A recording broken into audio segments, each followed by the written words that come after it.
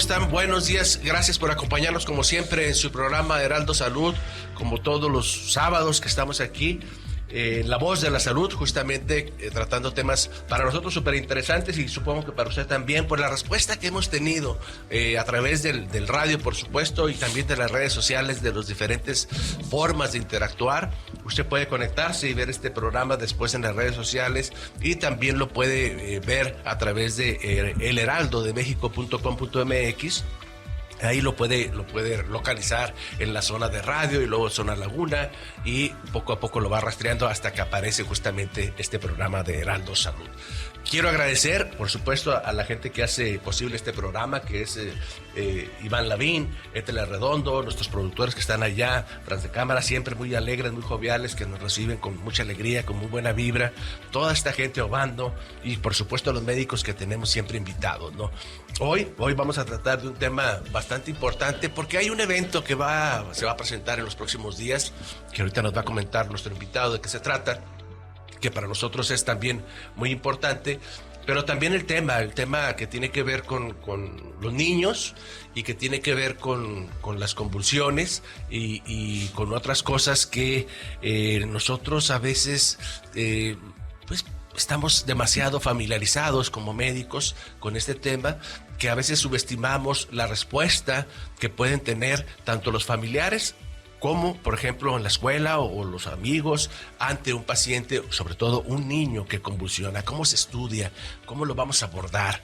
¿Qué diferenciar? ¿Qué es una convulsión? ¿Por qué se produce? ¿Qué diferencia hay entre la convulsión y la epilepsia? Cosas de este tipo vamos a tratar con el doctor Alberto Caña, que es neurólogo pediatra, ¿verdad, doctor? Así es. Especialista en neurología pediátrica. Pero fíjate que me estaba enterando también, hablando de neurología, que tu esposa tiene una clínica de lenguaje.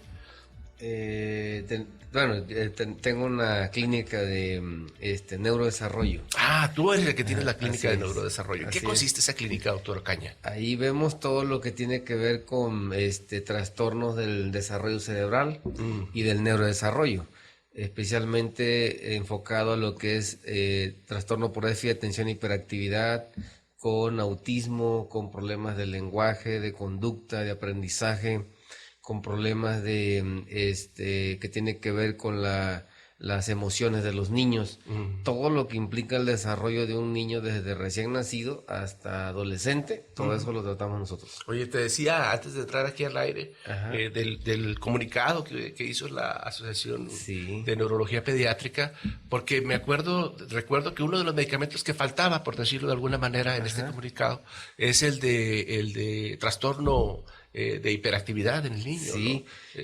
De hecho está caliente ahorita eso, porque tenemos como desde diciembre para acá que hay varios medicamentos de uso especializado que no hay, que en muchas ciudades y bueno, prácticamente en todo el país hay desabasto de medicamentos controlados. No te digas. Y es un verdadero problema ahorita estar cambiando de marcas, cambiando de presentaciones, cambiando de medicamentos, porque no hay medicamentos en el país entero. Estamos hablando del sector público y privado. Todo. De Entonces, marcas y de genéricos. Todo, porque haz de cuenta que empezó con una marca, nos acabamos esa marca, nos fuimos a otra, nos acabamos la otra, y ahorita ya no hay. O sea, y luego si eran de liberación prolongada, ahora las andamos de liberación corta y se está acabando todo porque no hay abastecimiento en las farmacias de parte de los laboratorios.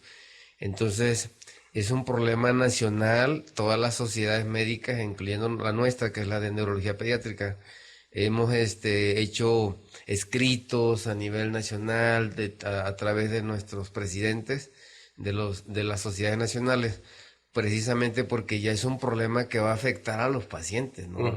No precisamente a las farmacéuticas o a las industrias que producen en los laboratorios, sino a los pacientes, porque se están descontrolando, porque tenemos que andar cambiando de medicamentos o de presentaciones, ¿verdad? Y entonces es un verdadero caos, porque eso trae que estemos modificando todo y el control que ya teníamos se va a alterar, porque realmente son enfermedades graves, medicamentos delicados que llevan su tiempo de adaptación y realmente es un problema ahorita a nivel nacional. Fíjate que te voy a platicar y les voy a platicar a la gente que nos escuche una experiencia que vivimos cuando éramos residentes, doctor, hace mucho tiempo. Y carecíamos nos faltaban ventiladores, ventiladores mecánicos, respiradores. Entonces había los famosos ventiladores de presión y luego los volumétricos, que eran los más modernos. Total que se descomponían algunos ventiladores, algunos respiradores, y pues carecíamos de ventiladores adecuados y para los pacientes, que era el pan nuestro de cada día. Y entonces, pues las vivíamos así como ustedes ahorita, con estos medicamentos que hacen falta para los pacientes con diferentes patologías neurológicas, incluyendo la epilepsia, que ahorita vamos a hablar, o los medicamentos para las convulsiones. Total que fue uno de nuestros compañeros a almacén del Seguro Social. Uh-huh. Y llega con una cara de sorpresa. Me dice, Oscar, ¿no sabes lo que acabo de ver en el almacén? Le digo, ¿qué viste? Dice, ventiladores empacados, nuevecitos, Oscar. Nuevecitos, por docenas había. Y nosotros aquí en la terapia intensiva batallando. Y estaban en el almacén. ¿Cuál era el proceso de llegar desde el almacén hacia la terapia intensiva? No sabemos cuál era el mecanismo, pero el punto era que sí existía el aparato. Lo que dicen los laboratorios es que producción sí hay en el país. El problema es que está detenido en los almacenes porque COFEPRIS puso nuevas reglas, nuevos requisitos y no lo pueden distribuir liberar hasta algo parecido, que ellos lo autoricen con los requisitos que les pidieron. Y mientras tanto, ponte a sufrir y ponte a batallar con los pacientes, que son los que finalmente van a sufrir las consecuencias. Eso es lo crítico de ahorita. Incluyendo los pacientes que tienen convulsiones y epilepsia. Sí, porque usamos medicamentos controlados para la epilepsia también. Nosotros te invitamos aquí, el Grupo Heraldo, por supuesto, Heraldo Salud, la voz de la salud en nuestra comarca. Te invitamos para que nos platiques de qué es una epilepsia, sobre todo pues, en el paciente infantil, en el paciente pediátrico. ¿Cómo se genera un paciente que está convulsionando? ¿Qué es lo que pasa en su cerebro? Okay. Sí, la epilepsia es una enfermedad cerebral que se caracteriza porque van a estar presentando fenómenos que se llaman crisis epilépticas. Esos van a ser los síntomas. Y hay alrededor de 30 tipos de crisis según la clasificación internacional nueva que acaba de modificarse en el 2017. ¿Y por qué se producen esas crisis o esos movimientos que presentan los pacientes de manera súbita?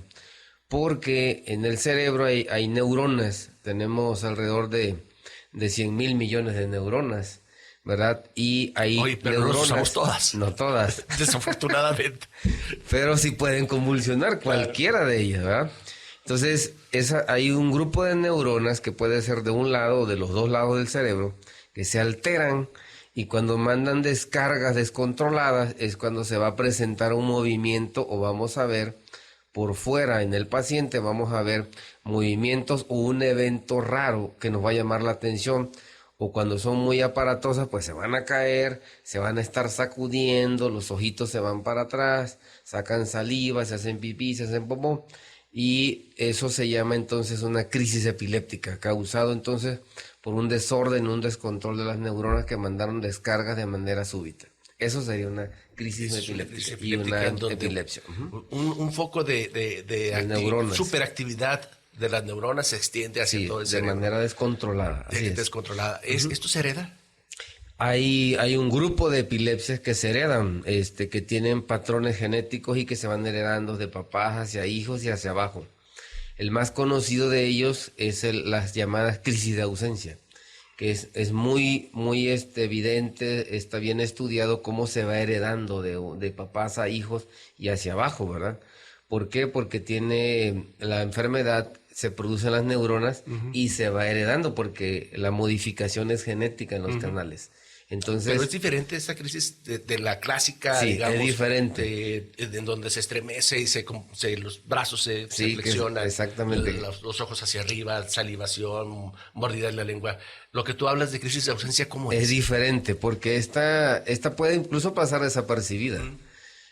Tengo pacientes que se llevaron años en darse cuenta, porque me acuerdo de una niña de 12 años que desde los 6 años empezó a tener crisis y se quedaba ida. Y los papás y los maestros la regañaban porque decían, no, te estás haciendo mensa, estás viendo que estamos en la clase y no aprendes y no entiendes. Y te quedas así viendo por otro lado, pero nunca sospechaban que era una crisis. Entonces, empezó a los 6 años, a los 12 años me la llevaron, porque la niña no aprendía, pero no me la llevaron por crisis, me la llevaron porque tenía retraso de aprendizaje, un trastorno del aprendizaje. Entonces la señora me dice, no, doctor, es que esta niña se queda como ida y se va y se queda como que no me oye, o sea, se le va la onda. Le digo, así, ¿cómo es? Me se queda así viendo, no parpadea y entonces no me escucha. Y ya después dice, ¿Qué me estabas diciendo? Porque eso caracteriza una crisis de ausencia. Son niños que se quedan con la mirada fija, no responden, no están conscientes, están desconectados y después reaccionan. Okay. Y se conectan en lo que estaban haciendo. Pero le pasan muchas veces al día. Tú dijiste, me llamó la atención, doctora Caña, neuropediatra de la comarca lagunera, me dijiste que la niña acudió porque no aprendía mucho en la... Pero eso no quiere decir que tengan retraso mental los pacientes con epilepsia o sí. A ver, en este tipo de casos, la niña no es que tuviera un problema de aprendizaje, ni que tuviera retraso mental o discapacidad intelectual, sino era por las crisis, que no aprendía. Pero hay síndromes epilépticos, hay epilepsias, o lo que le llamamos nosotros encefalopatías epilépticas, que va a ocasionar, por el daño cerebral de las crisis, va a ocasionar discapacidad intelectual, porque son severas. Estoy hablando de epilepsias graves, como el síndrome de West, síndrome de Lennox-Gastaut, Panayotopoulos, que van a dar mucho daño y van a hacer que el niño se retrase y obviamente va a tener discapacidad. Que por fortuna no son los más frecuentes. Hay bastantes. Ah, sí. Hay bastantes. Tenemos bastantes pacientes, sobre todo con síndrome de West y con síndrome de Lennox-Gastaut, y algunos más chiquitos que empiezan desde recién nacidos, que se llama síndrome de Ohtahara, que son graves, son encefalopatías epilépticas graves, que van dañando mucho al cerebro. Tú acabas de mencionar algunos síndromes epilépticos. ¿Cuáles serían las causas más frecuentes de epilepsia en los niños? Fíjate bien, actualmente ya se organizó todo esto de la epilepsia, porque venía medio desorganizado, y la ILAE, que es la Liga Internacional de la Epilepsia, hizo una tercera clasificación, porque ya llevábamos 3. La del 81, la del 89, y ahora se publicó la del 2017, que es parte de lo que vamos a hablar en el Congreso también. Y organizaron las causas y las pusieron en 3 rubros. 1, las causas genéticas, que ya lo decíamos, las que se heredan, ¿verdad?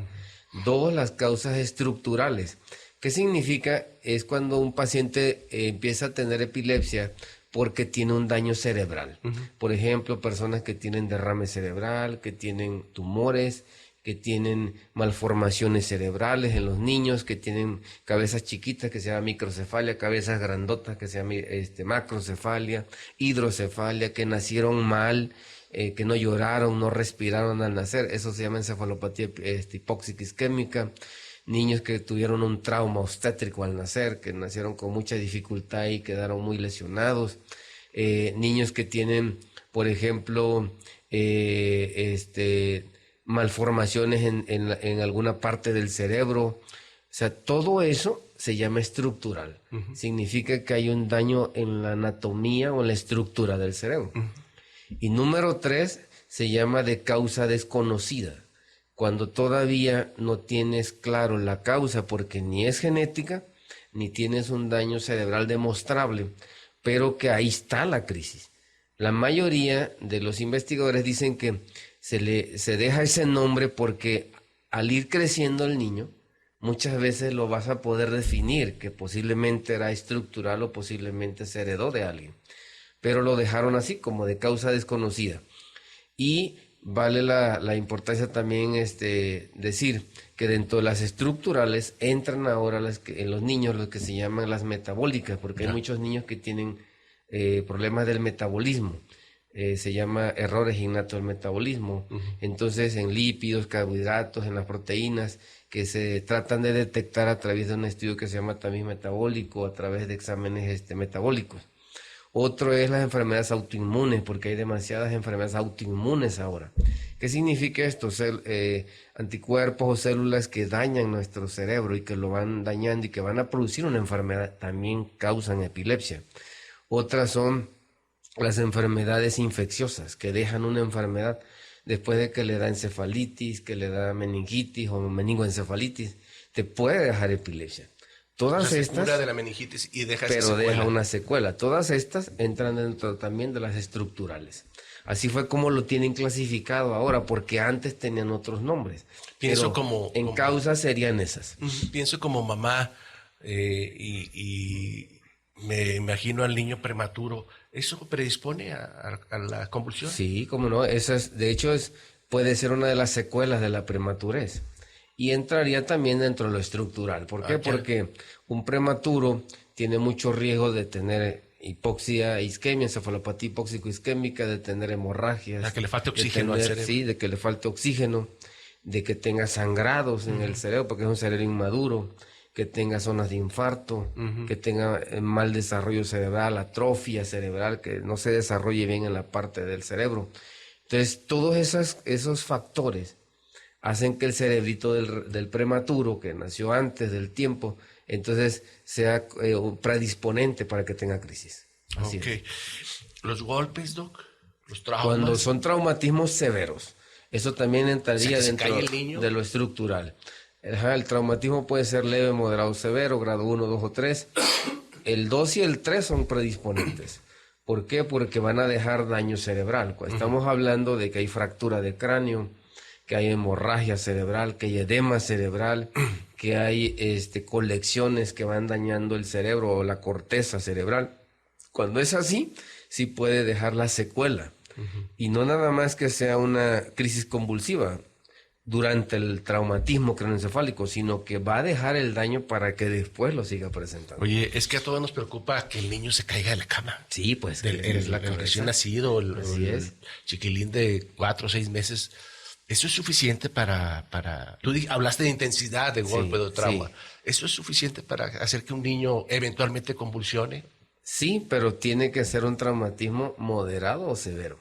¿El de la cama no es moderado o severo? El que es leve, es que depende, ¿verdad? Por ejemplo, si es un bebé y se cae, la altura es chiquita, pero como el bebé tiene el cráneo, digamos, no sólido ni tan fuerte como un adulto, entonces, y aparte el cerebro está desarrollándose, tiene un espacio que lo puede compensar. Sí. Pero esa altura para un cerebro chiquito, un cráneo pequeño, puede ser suficiente para originar lesiones cerebrales importantes. Ya. Por ejemplo, hablamos de hematomas que son sangrados adentro. Coágulos, que por la altura y por el cráneo del bebé que está en crecimiento, no tiene los huesos bien sólidos ni sellados, puede originar colecciones de sangrado importantes y eso darte crisis. Entonces, sí valdría la pena un niño que se cae de la cama. Chiquito, menor de 1 año, debe de ser revisado. Así es. ¿No? Debe de ser llevado, así es. Hay un fenómeno, doctor Ocaña, neuropediatra, hay un fenómeno que acompaña, digamos, yo no sé si siempre o casi siempre, tú me corriges, como experto en el tema de epilepsia, que es el aura, la situación previa a la convulsión, en donde el paciente refiere, sobre todo en el adulto, yo te platico del adulto, que nos refiere que antes de convulsionar puede percibir olores muy desagradables, fétidos, o olores muy agradables, es impredecible qué pueda suceder, o luces o sensaciones de náusea, de vómito, antes de convulsionar. Y el paciente nos dice, en el caso del adulto, en el niño yo creo que pues es difícil en algunas etapas comunicarse de esa manera, pero el adulto nos dice, doctor, yo sé cuándo voy a convulsionar, porque puedo presentir la convulsión, porque presento náusea o vómito, mareo, o veo luces, o tengo pensamientos, o olfatos o sonidos muy, o sabores o olores muy característicos antes de la convulsión. Eso lo llamamos nosotros ahora en el adulto. ¿Sucede también en el niño algo parecido? Sí sucede. Muchas veces, sobre todo los que ya lo pueden detectar, o bien los papás lo observan y dicen, no, este no está normal. Y como ya lo dice, ¿verdad? El aura es como un síntoma que antecede a la presentación de la crisis ya como tal. Y los niños la mayor parte de las veces lo que describen es colores, pueden ver luces, centellas así, chispitas, pueden ver sombras negras, un túnel lo pueden ver, se marean, les zumban los oídos, ven chispitas con los ojos, algunos sienten ganas de vomitar, náusea, sienten a veces les cambia el sabor, les cambia el sabor de la comida, de lo que estén probando, ¿verdad? Entonces, esos síntomas los pueden tener, sobre todo, fíjate bien, cuando son, no importa si es niño o adulto, cuando son crisis epilépticas o cuando son epilepsias que vienen del lóbulo temporal, que está aquí alrededor de arriba de la oreja. ¿Por qué? Porque es la zona la que digamos, va a detonar o va a activar que se presente ese tipo de síntomas. Algunos también tienen dolor en la pancita, sienten dolor abdominal, sienten náuseas, sienten ganas de vomitar y mucho mareo. Ahí es donde tú dices, eso ya es el inicio de la crisis y ese es el aura que va presentando. Fíjate que yo hace poco ratifiqué ese conocimiento y creo que algunos médicos todavía persiste esa percepción de que el aura no es parte de la convulsión, que es prácticamente un fenómeno previo, pero que el paciente no está convulsionando ahí. Y creo que, tú me corriges, desde ahí el paciente, los cambios neuronales, esa excitación neuronal, ya es considerada la convulsión. Es decir, correcto. Desde que el paciente se va, huele, percibe un oído, un sonido, etcétera, ya empezó a convulsionar. Es correcto, es igual que la migraña. Ya. Desde el momento en que empieza el aura, esos síntomas que anteceden a la crisis como tal, entonces ya se considera que ya es la crisis epiléptica. Desde ahí hasta que termina es lo que va a durar la crisis, es lo que uno le pregunta al papá, ¿verdad? ¿Cuánto le dura? Es decir, desde que empezaron los síntomas, si tiene aura o no tiene aura, hasta que termina, que es cuando ya recupera la conciencia o ya vuelve a estar como antes. Esa sería la duración total de una crisis epiléptica en el momento que se presenta. Y desde cuando empiezan los síntomas de aura, debe de ser considerado como el inicio de la crisis, para cualquier tipo de crisis. Para cualquier. Sí. Hay algunos eventos que detonen una convulsión, una crisis epiléptica. Sí, en los niños es muy frecuente. De hecho, son las recomendaciones que les damos a los pacientes y a los papás. ¿Por qué? Porque el éxito del tratamiento va a depender del medicamento como tal, 50%, pero el otro 50% va a depender de los cuidados. ¿Y cuáles son los detonantes? Uno, los desvelos. Y ahí te encargo los adolescentes. Y los niños de primaria, de cuarto. Oye, los papás dormidos y el niño... que le está jugando y el desvelo. Fin de semana y te encargo. Sí. Fin de año, vacaciones. Yo ando en Chiapas, allá en el rancho, y de repente, doctor, está convulsionando. Vaya a un hospital, atiéndalo, y que su pediatra me lo cheque porque yo estoy de vacaciones. Y ahora para colmo sin medicamentos, como dijiste al principio. Entonces, en vacaciones es un verdadero desastre porque los papás aflojan los cuidados porque creen que como están de vacaciones, se duerme más tarde, se levanta más tarde. Pero hay algo importante aquí, el cerebro está hecho para dormir de noche, no de día. Y más en un niño o en un adolescente en crecimiento. O sea, Dios hizo al cerebro para que duermas de noche, 8 a 10 horas de noche. Si te desvelas y aparte tienes epilepsia, vas a convulsionar. El desvelo es el factor número 1. Factor número 2, el exceso de tecnología, que van pegaditos. ¿Qué te parecen los adolescentes jugando en línea? No, están metidos toda la noche. Sus juegos. ¿Sí? Entonces... ¿por qué? Porque está demostrado que hay crisis epilépticas que son fotosensibles. Y aparte el exceso de luz va a disminuir sustancias del cerebro y no te va a dar sueño. La melatonina no, o sea, se inhibe con la luz. Entonces no te da sueño. Entonces tienes pegado 2 problemas grandes. Desvelo y tecnología juntitos que te van a dar crisis. Número 3, estamos hablando de las fiebres. ¿Por qué? Pues porque la fiebre es un detonante de crisis en niños chiquitos, medianos y adolescentes. Entonces tienen que controlar perfectamente bien las calenturas, las fiebres. Y sobre todo cuando le van a poner vacunas. El día que lo vacunan y 2 días más, o sea, 3 días deben de darle medicamento para la fiebre, para que no le dé fiebre. Pero eso no quiere decir que la vacuna produzca epilepsia. No, es la fiebre. Ok. Sí, entonces por eso les decimos, no, déle medicamento durante 3 días. Y obviamente si se infecta de cualquier infección de la garganta, del oído, dele medicamento inmediatamente y llévelo al doctor, al pediatra, ¿verdad? 4, en los adolescentes son el alcohol, el tabaco y la droga. Tenemos muchachos que fin de semana dicen, no me voy a tomar medicamento porque pues hay fiesta. Quiero estar despierto. Qué fiesta. Y luego vamos a ir a una pausa. Perdón que te interrumpa, doctor Ocaña. Al regresar, vamos a ver el asunto del tratamiento, si te parece. Y creo que hay una fase también después de convulsionar, que nosotros reconocemos como periodo posconvulsivo o posictal, pero que también es interesante, sobre todo para ver cómo se maneja en el momento de convulsionar el paciente y luego cómo lo manejan ustedes, qué hacen, qué estudios hacen para el paciente chiquilín con convulsiones. Regresamos, estamos en Heraldo Salud, en La Voz de la Salud. Hola, regresamos a su programa Heraldo Salud, la voz de la salud de nuestra comarca, de nuestra región. Gracias por acompañarnos todos los sábados, como siempre, y ahorita en vivo, por supuesto, a través de Facebook Live. Gracias a la gente que hace posible este programa, Iván La Vida, Tele Redonda, a los productores, a Jackie, a Obando, a nuestros invitados, en fin, a toda la gente que nos es recíproco la información que tenemos a través del WhatsApp, de las redes sociales con este tema. Fíjate que el tema de autismo, ¿te acuerdas que lo tratamos? Sí. Ah, qué caray. ¿Cómo? A medias. Sí, tenemos una segunda parte pendiente, ¿no? Está por celebrarse el Día del Autismo. Sí, en abril. En abril.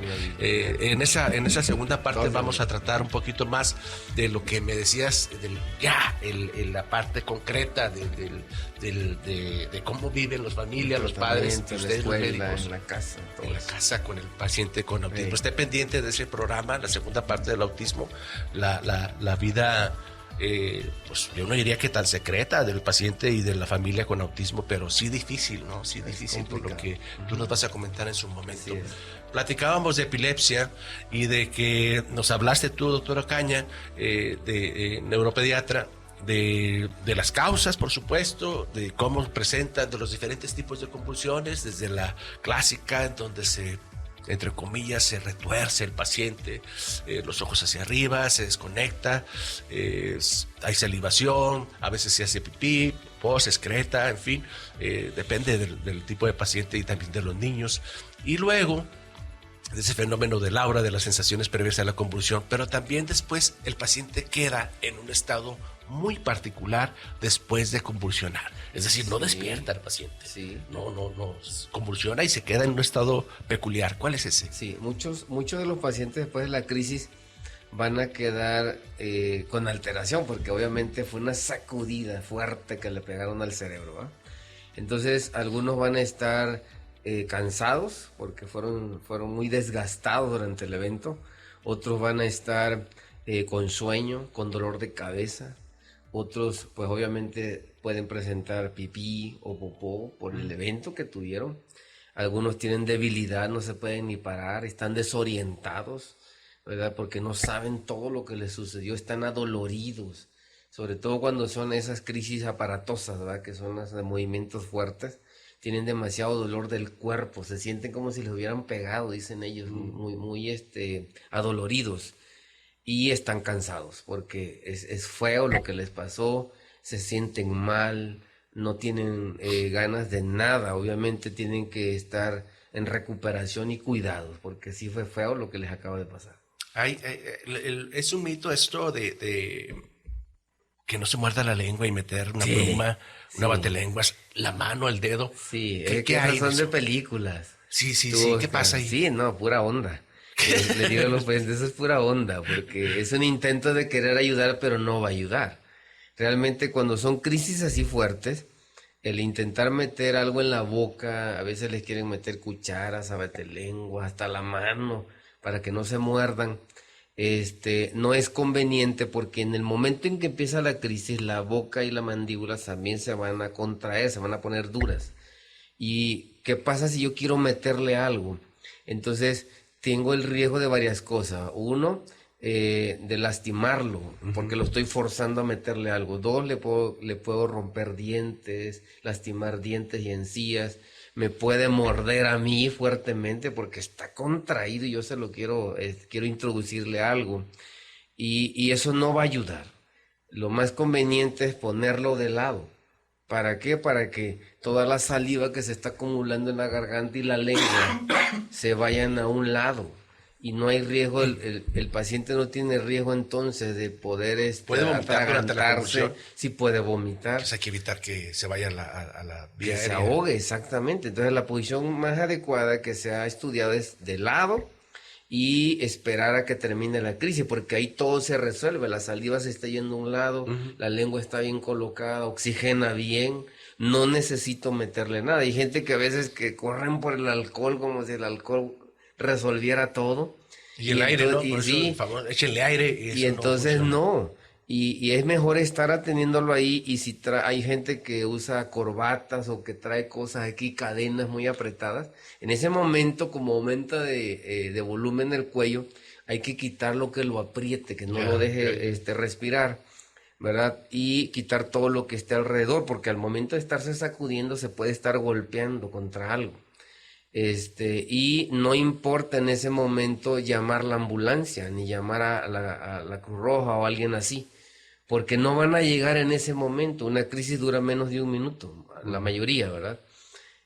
Pero lo que más importa es que la persona que está presenciando la crisis auxilie a la persona que la tiene, lo ponga de ladito, lo ayude, que oxigene. Si alguien más está ahí, que grabe el evento, porque eso nos sirve mucho a los médicos, ver cómo fue la crisis.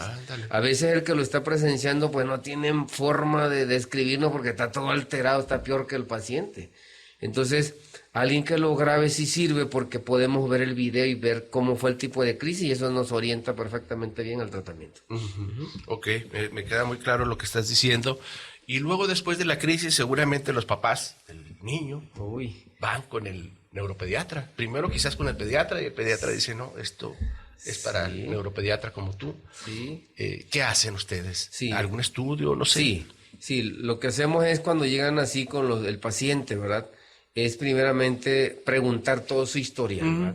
Desde cuándo tiene las crisis, cómo son, el tipo de crisis, la duración, la frecuencia, etcétera. Y luego sus antecedentes de cómo nació, precisamente tratando de investigar la causa, ¿verdad? Y ver su desarrollo, porque a veces ya van alterados del desarrollo por la crisis. Y finalmente ver qué han hecho con el niño.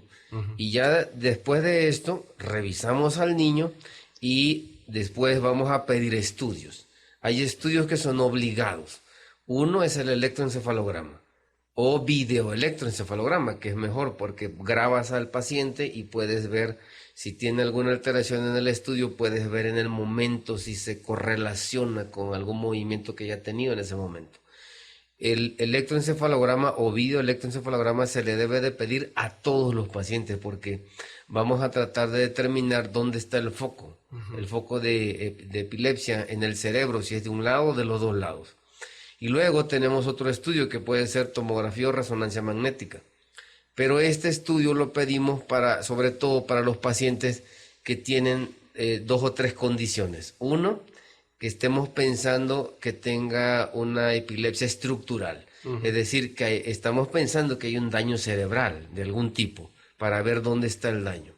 2, que sea una epilepsia focal, es decir, que viene de un solo lado del cerebro, porque vamos a tratar de investigar dónde está.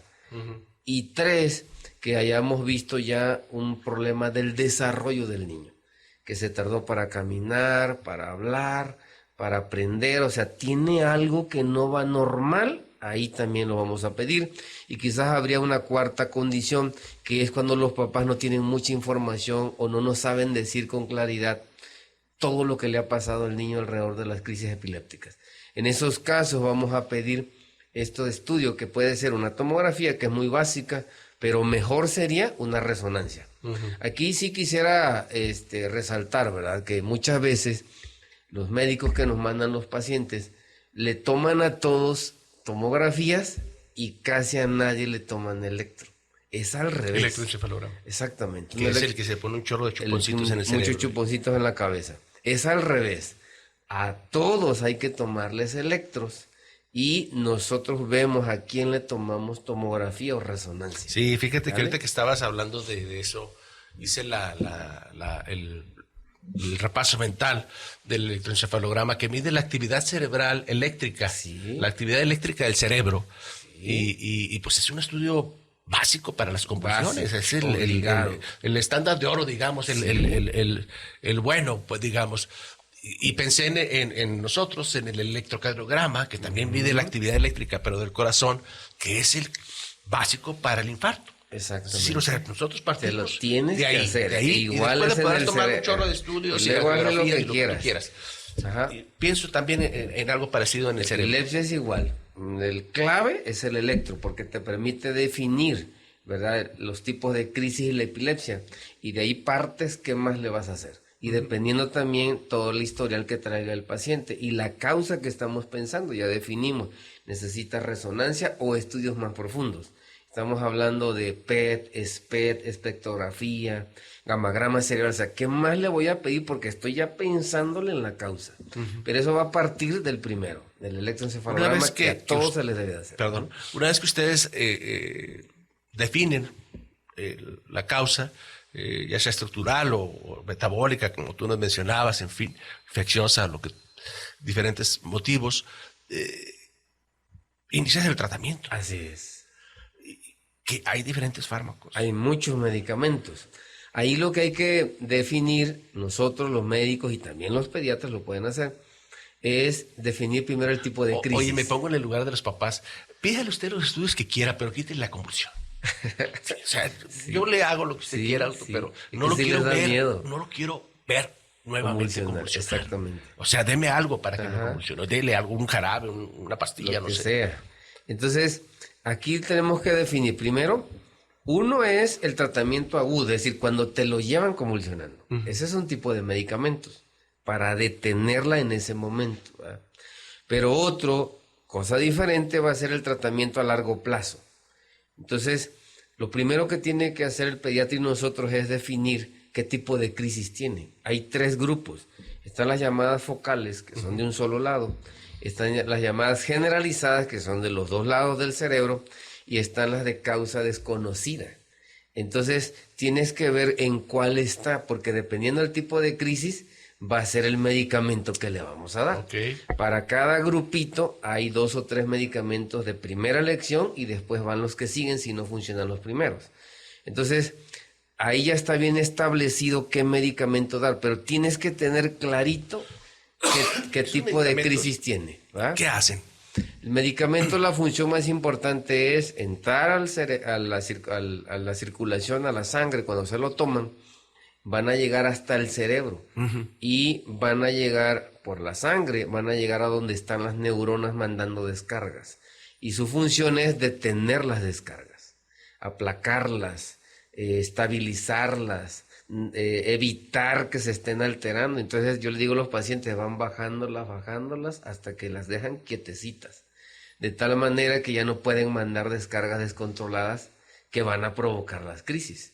Entonces el medicamento no lo va a dañar, no lo hace dependiente, no tiene un efecto malo, sino más bien es ir a controlar esa zona de descarga donde están esas neuronillas alteradas, para evitar que sigan produciendo más crisis. Esa es la función del medicamento.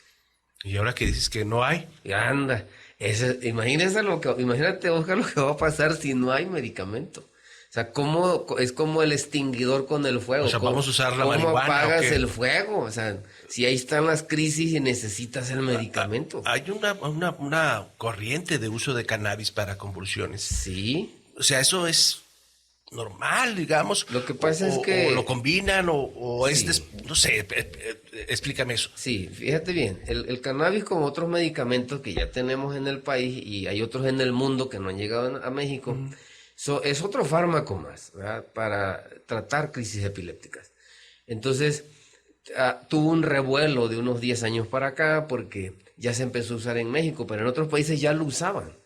Entonces, se ha visto que tiene utilidad en algunas epilepsias graves, como el síndrome de Lennox-Gastaut, que es una frecuente y grave, que daña no mucho responde a a los los niños. fármacos. Y entonces, estos síndromes utilizamos muchos medicamentos. O sea, hay pacientes que pueden tener 3, 4, hasta 5 medicamentos y no las controlas bien.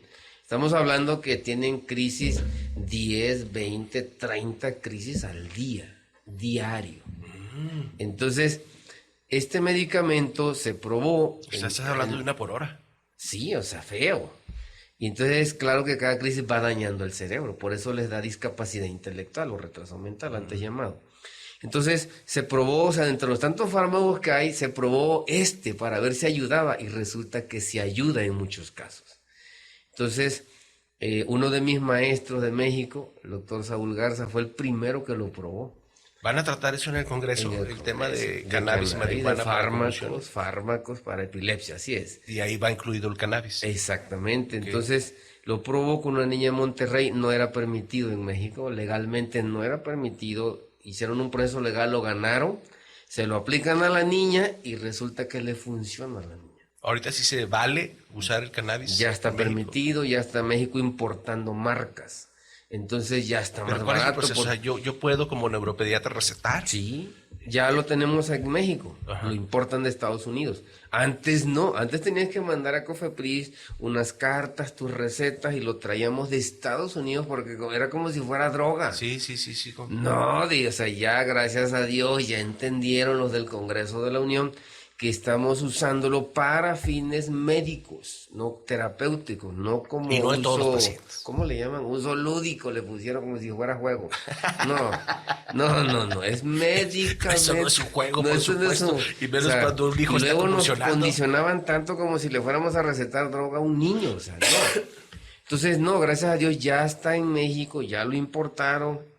Está re carísimo, pero ya lo van bajando de precio. Sí, está re carísimo. Qué paradójico, ¿no? Digo, la mota o marihuana clandestina, pues está súper barata. Pero se ha mostrado, o sea, tiene componentes, ¿verdad? El CBD tiene componentes que actúan en las neuronas para detener las crisis. Por eso es útil.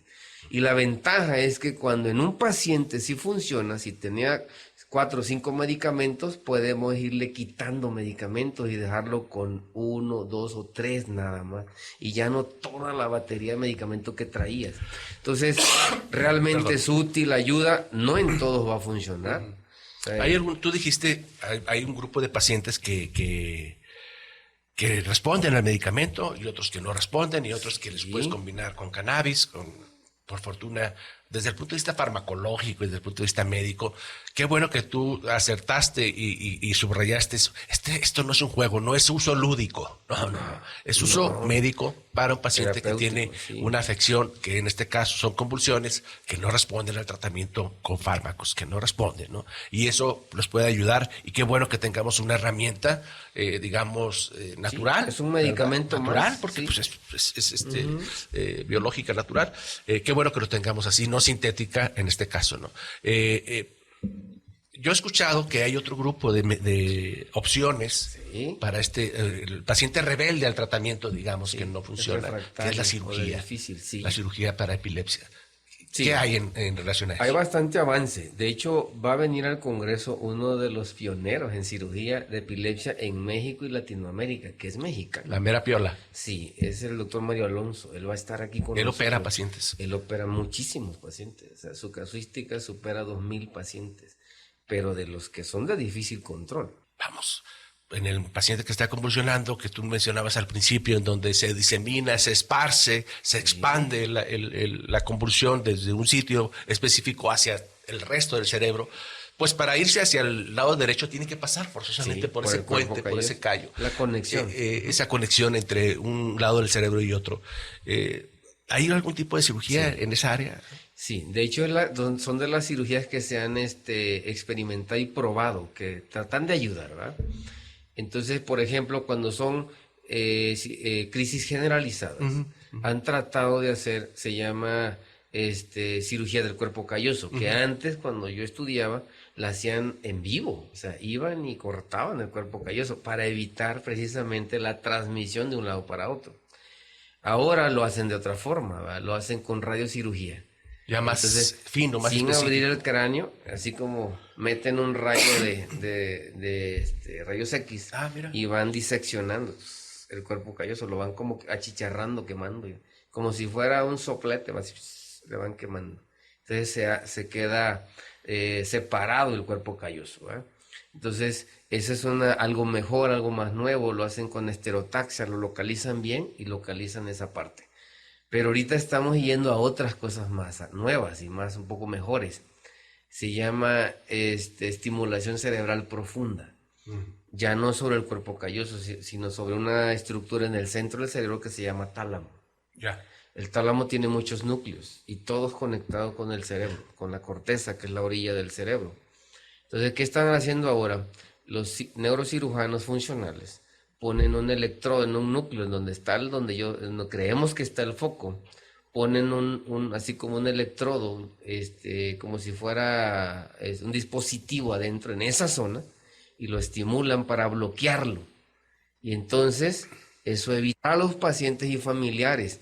Viene un equipo también especializado de México para explicarle alrededor de 5 temas más o menos, de qué es la epilepsia, cómo se vive con la epilepsia, los cuidados de un paciente con epilepsia, qué hacer ante una emergencia, cómo aceptar que tienes un niño con epilepsia o un paciente con epilepsia y con daño cerebral, y qué hacer entonces a lo largo de la vida de todo esto si tú eres el paciente con epilepsia. Fíjate que a mí lo que más me interesa ahorita, bueno, me interesan muchos temas, por supuesto. Ajá.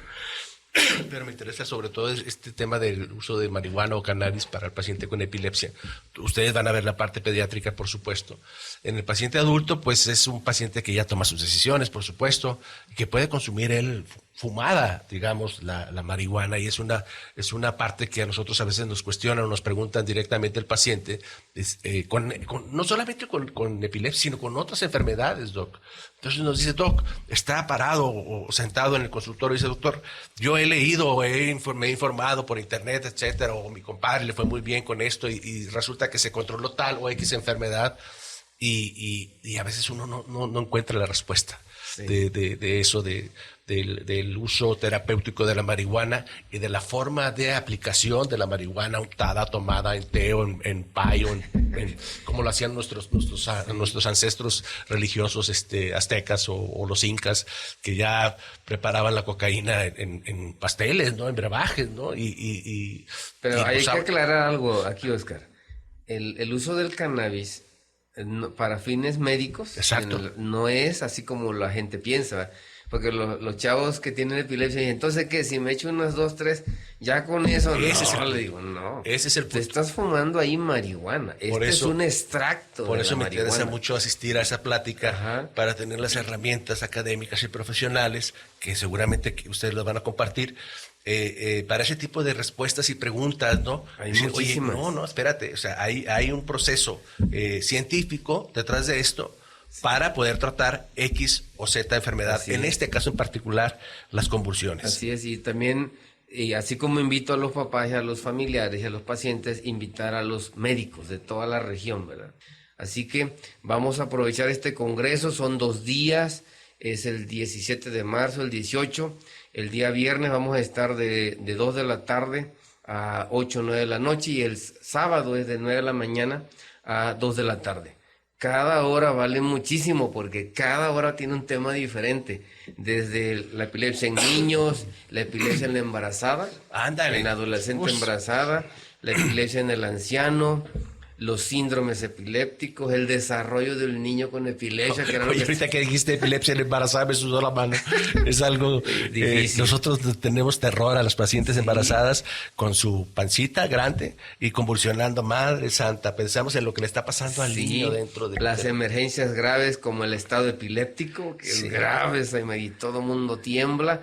Y al final, la cirugía de epilepsia, que es la otra de las cosas que van a hablar. Y ahorita me pusiste a temblar más, porque el estado epiléptico es aquel paciente que convulsiona, digamos, 10, 15 veces en una hora, ¿no? Entonces no podemos controlar. El paciente convulsiona una tras otra. Ese es el estatus epiléptico. Y nosotros en terapia intensiva lo tratamos con ciertos fármacos. Uno de ellos es el fenobarbital. Si aún así batallábamos nosotros en condiciones normales para conseguir ese famoso fármaco, ahora con lo que me estás diciendo que hay carencia y desabasto, pues olvídate, ¿no? Así es. Que Dios nos agarre persignados en un paciente de estos. Entonces, realmente debemos de aprovechar este congreso porque sabemos que va a ser un parteaguas para todos, ¿verdad? Con todo lo que viene después de la pandemia. Ahora es necesario que tengamos conocimiento actualizado y qué bueno que viene este congreso del Programa Prioritario de Epilepsia de México a esta ciudad. Así que anótelo bien, invite a sus pacientes, obviamente queremos que todos los pacientes. Se estima que la prevalencia es de 1.2% en la población. Si aquí en La Laguna somos 1,5 millones, entonces estamos pensando que aquí deben de haber entre 12 y 15,000 pacientes. ¿Habrá pacientes que están convulsionando y no saben que convulsionan? Claro, como la niña que te digo que te decían que, o sea, la llevaron porque tenía problemas de aprendizaje y eran crisis de ausencia. Le haces una prueba que es la hiperventilación, le pones a respirar rápido, y al minuto ya está vacilando. Eso es lo que... Eso dice, se le va la onda.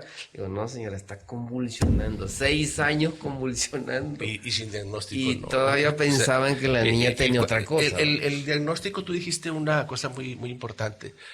¿Cuánto se tarda más o menos desde que el paciente presenta la primera convulsión y están los padres, en el caso de los niños, hasta el diagnóstico certero y tratamiento? ¿Cuánto lleva más o menos? ¿6 meses, 2 años, 1 año? Yo creo que la mayoría anda entre 6 meses y 1 año ahora. Ahora. Sí, porque ya la mayor parte de los médicos ya están más o menos capacitados y entrenados, ¿verdad? Pero no, en otros tiempos se tardaban hasta 1 o 2 años en llevártelo. ¿verdad? Tratamos el tema con el doctor Luis Alberto Caña, médico neurólogo, pediatra. ¿En dónde estás, doc? Sí, estoy en el Hospital Ángeles de Torreón, en el 3er piso, módulo 2, y en el hospital, en la unidad médica de alta especialidad, la 71 del Seguro Social, que tenemos para vender para arriba de todo el norte. ¿verdad? Ahí te surtes de experiencia, ¿no? Todo. Ahí es donde podemos probar lo que sirve y lo que no sirve. Podemos... más que nada tenemos líneas de investigación porque investigamos mucho y nos ha permitido el hospital poder formar grupos, clínicas de pacientes para poder hacer mucha investigación con los residentes y con los médicos que estamos ahí. Pero me decías al principio que tienes una clínica de neurodesarrollo. Sí, el nombre completo es CENA. Okay. Es Centro de Estudios Neurológicos Avanzados. Bueno, ¿estás en el Hospital Ángeles? ¿En qué piso? En el Hospital Ángeles, 3er piso, módulo 2. ¿Algún teléfono de contacto? Sí, hay 3 teléfonos. Uno es el 871-763-6379. El otro es 8711-079429. Y el 8714-11-6882.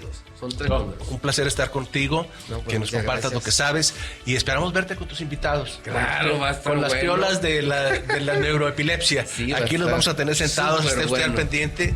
Es gente que no la conozco, pero me dice el doctor que son muy accesibles y por compartir, y justamente pues para eso vienen, ¿no? Digo, ¿qué más de utilizar un medio como este para poder compartir lo que saben hacia la población en general y hacia aquellas madres o padres que tienen un hijito con convulsiones? Nos vemos la próxima. Gracias por acompañarnos, gracias a ustedes por estar aquí con su compañía en Heraldo Salud, la voz de la salud en nuestra comarca. Hasta luego.